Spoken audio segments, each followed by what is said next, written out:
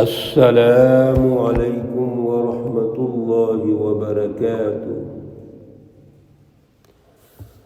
اعوذ باللہ من الشیطان الرجیم، بسم اللہ الرحمن الرحیم۔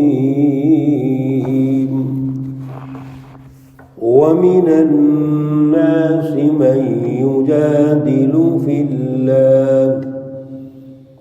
الله بغير علم ويتبع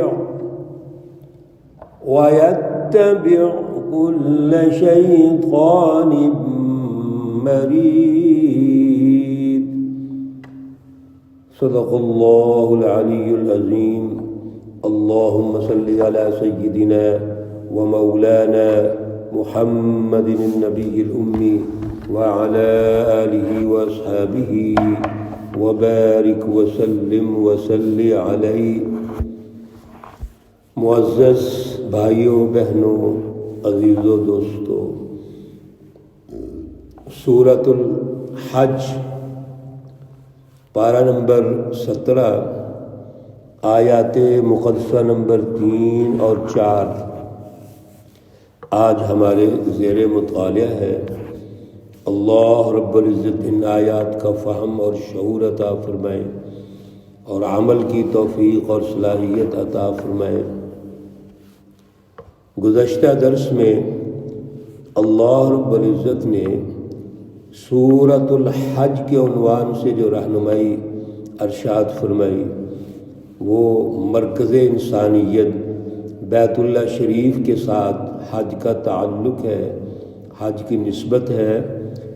اصل میں اللہ رب العزت اس کے عنوان سے ہمیں اپنے مرکز کی طرف توجہ دلا رہے ہیں کہ یہ جو بیت اللہ شریف ہے یہ صرف مسلمانوں کا مرکز نہیں ہے بلکہ انسانیت کا مرکز ہے۔ اللہ رب العزت رب العالمین ہے، رب الناس ہے۔ رسول اللہ صلی اللہ علیہ وسلم رحمت للعالمین ہے، کافۃ للناس ہے۔ اس لیے اللہ رب العزت کا جو مرکز اللہ کا گھر ہے وہ بھی پوری انسانیت کا مرکز ہے۔ اور پھر سب سے بڑی بات یہ ہے کہ اللہ کے اس مرکز سے تعلق قائم کر کے تقوی پیدا کرنا ضروری ہے۔ اور تقوی کیا ہے؟ اللہ رب العزت کی پہچان پیدا کر کے اللہ رب العزت کی رٹ کو قائم کرنا، انسانیت کی خدمت اللہ کی رضا کے لیے کرنا، اور انسانیت پر اللہ کے سسٹم کو غالب کر کے اس کو غلامی سے نکال کر آزادی دلا کر اللہ رب العزت کا قرب حاصل کرنا، اصل میں یہ تقوی ہے۔ اور سب سے بڑی بات یہ ہے کہ اللہ رب العزت اگر دنیا میں ان ظالم طاغوتی طاقتوں اور جماعتوں کو کبھی موقع دے دیں گے، ان کو ڈھیل دیں گے، تو اللہ کی گرفت پھر بہت سخت ہے۔ اور ان زلزلۃ الساعۃ شیء قریب، اللہ رب العزت کا جو قیامت کا زلزلہ ہے وہ شیء عظیم، بہت بڑی چیز ہے، وہ معمولی چیز نہیں ہے۔ اللہ رب العزت نے اعلان کیا، تنبیہ فرمائی۔ آج کی آیت مقدسہ میں اللہ رب العزت اس جماعت کا تذکرہ کر رہے ہیں جو شیطانی جماعت ہے اور شیطانی جماعتوں کی اعلی کار ہیں، جو سچی تعلیم کو چھوڑ کر جھوٹے لوگوں کے پیچھے چلتے ہیں، جھوٹوں کو اپنا لیڈر مانتے ہیں۔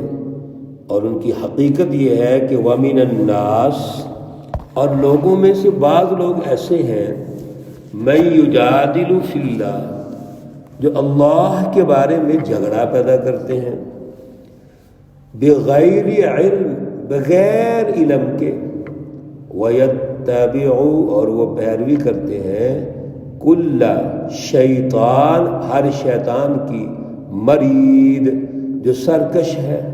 تین چیزیں ہیں، ذرا غور کیجئے۔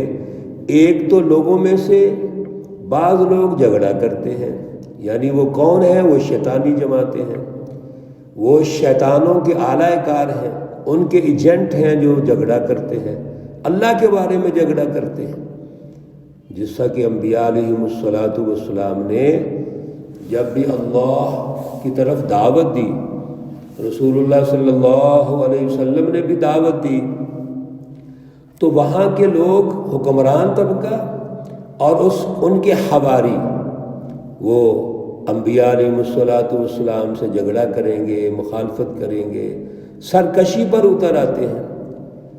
دوسری بات بڑی اہم اللہ نے ارشاد فرمائی کہ بغیر علم، ان کے پاس کوئی علم نہیں ہوتا بلکہ جہالت ہے، بغیر کسی تحقیق کے، بغیر کسی جستجو کے اللہ رب العزت کے بارے میں مختلف چیزیں کہتے ہیں۔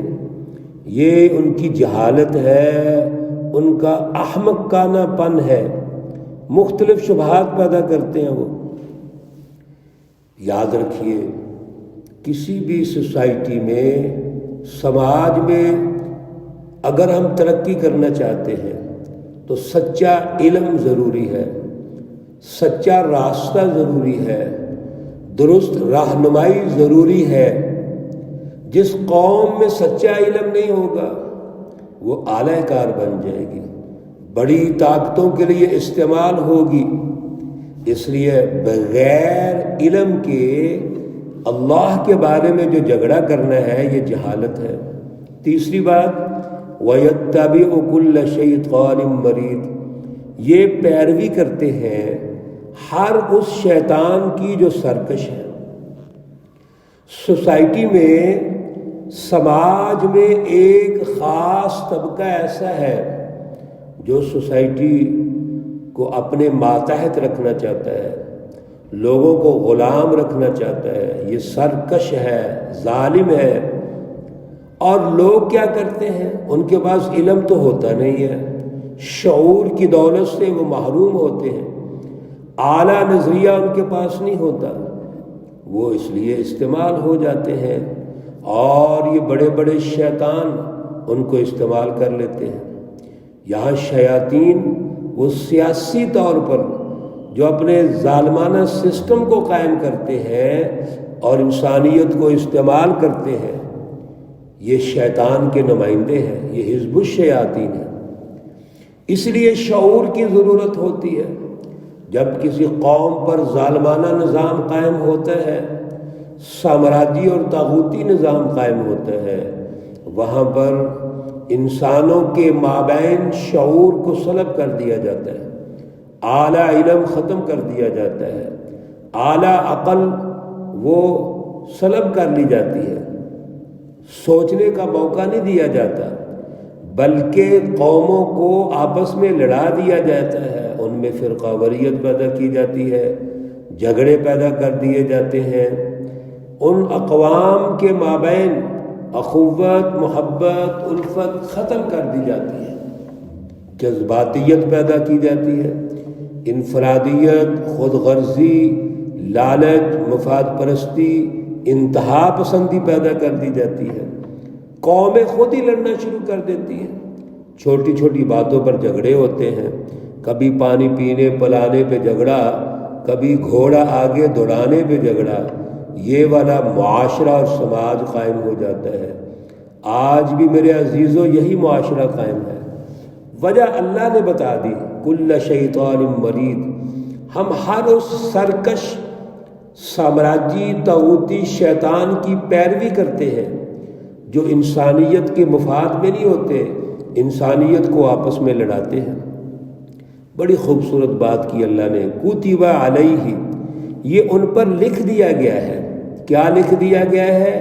جب یہ بغیر علم کے اللہ کے بارے میں جھگڑیں گے، معاشرے میں انتشار پیدا کریں گے اور ظالم اور سرکش لوگوں کو اپنا لیڈر بنائیں گے، قائد بنائیں گے، حکمران بنائیں گے، تو اللہ فرماتے ہیں ان پر لکھ دیا گیا ہے انہ من تولاہ، کہ جو بھی ان کا دوست ہوگا، رفیق ہوگا، فَأَنَّهُ يُذِلُّهُ، بس وہ اس کو گمراہ کریں گے۔ اب بتائیے، جو طاغوتی طاقتیں ہیں، شیطانی طاقتیں ہیں، یا شیطانی حکمران ہیں، ظالم حکمران ہیں، وہ ایسا ہی نہیں کر رہے کہ وہ قوم کو گمراہ کرتے ہیں اور قوم کو درست راستے سے ہٹا کر ان میں انتشار خیالی پیدا کرتے ہیں، فساد پیدا کرتے ہیں۔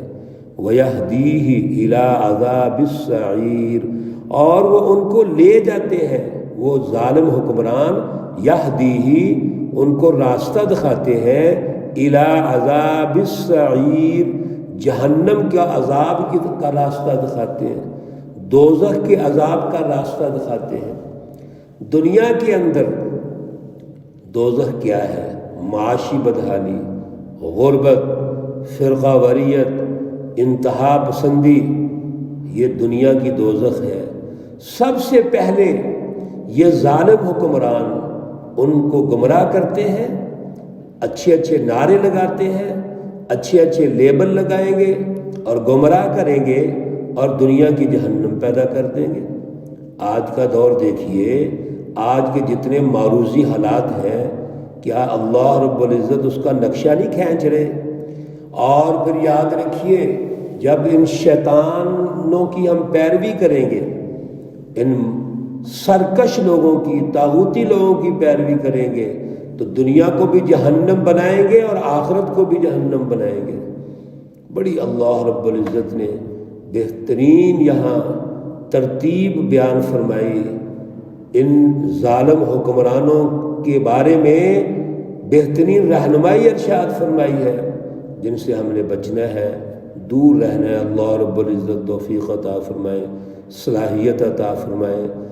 ربنا ظلمنا انفسنا وان لم تغفر لنا وترحمنا لنکونن من الخاسرین۔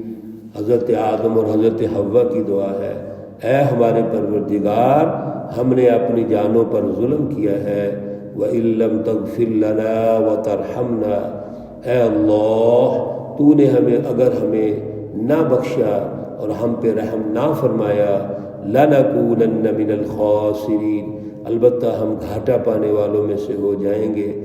اللہ رب العزت دعا کو قبول فرمائے۔ اللہ رب العزت تمام مرحومین و مرحومات کو جنت الفردوس میں اعلیٰ مقام عطا فرمائے۔ اللہ رب العزت تمام بیماروں کو شفائے کاملہ عاجلہ مستمرہ عطا فرمائے۔